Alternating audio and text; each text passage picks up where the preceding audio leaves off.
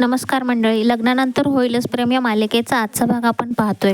सुरुवातीलाच एंगेजमेंटचा सीन सुरू होतो. सगळेजण आनंदात असतात, पण रम्याला अंगठी घालायची इच्छा नसतानाही ती परिस्थितीमुळे तयार होते.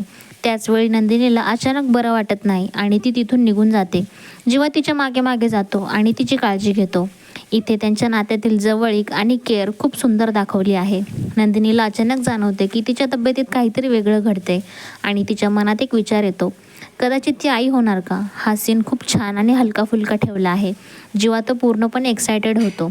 त्याचे रिॲक्शन खूप नैसर्गिक आणि गोड वाटते, पण नंदिनी त्याला लगेच सगळ्यांना सांगून देत नाही. आधी खात्री करून घ्यायची ती ठरवते. दरम्यान खाली एंगेजमेंटचा सीन सुरूच असतो. पार्थचं वागणं थोडंसं वेगळं आणि थोडंसं घाईचं असं वाटतं, ज्यामुळे घरच्यांना आणि विशेषतः विजयला ते खटकतं.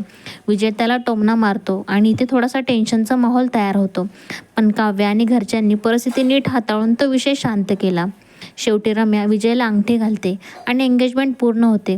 पण रम्याच्या चेहऱ्यावरचं कन्फ्युजन आणि अइच्छा अजूनही स्पष्ट दिसते. म्हणजे पुढे तिच्याकडून काहीतरी मोठा ट्विस्ट येणार आहे हे नक्की. यानंतर पार्थ आणि काव्यामध्ये छोटासा वाद होतो. पार्थला वाटतं की नात्यात थोडासा दुरावा हवा, तर काव्याला सगळं गोड गोड हवं आहे. इथे त्यांच्या नात्यात पुढे काहीतरी ड्रामा होणार आहे याचे संकेत देखील मिळतात.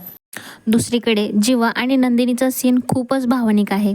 जीवा त्याच्या बालपणाबद्दल बोलतो आणि आपल्या मुलांसाठी काय स्वप्न आहेत ते सांगतो. हा सीन खूप रिअल आणि कनेक्ट होणारा आहे. शेवटी नंदिनी डॉक्टरांकडे जाते आणि इथेच सगळ्यात मोठा ट्विस्ट येतो. डॉक्टर सांगतात की नंदिनी आई होऊ शकत नाही. हा धक्का खूप मोठा आहे, कारण आपण कधीच तिच्या प्रेग्नेन्सीचा अंदाज लावलेला असतो.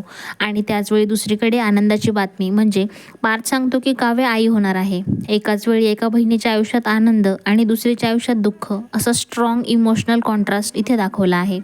त्याच्यामुळे उद्याचा एपिसोड खूपच इंटरेस्टिंग असणार आहे. नंदिनी खरंच आई होऊ शकत नाही का, की यात काहीतरी वेगळा ट्विस्ट आहे? आणि काव्य नंदिनीच्या नात्यावर याचा काय परिणाम होणार आहे का? हे सगळं खूपच उत्सुकतेचं असणार आहे पाहणं. आजचा एपिसोड तुम्हाला कसा वाटला हे कमेंटमध्ये नक्की तुमचं मत कळवा. तुम्ही तुमच्या आयुष्यातला काही अनमोल वेळ देऊन हा व्हिडिओ पाहिलात त्यासाठी मी तुमची मनापासून आभारी आहे. भेटूयात आपण पुढच्या भागामध्ये.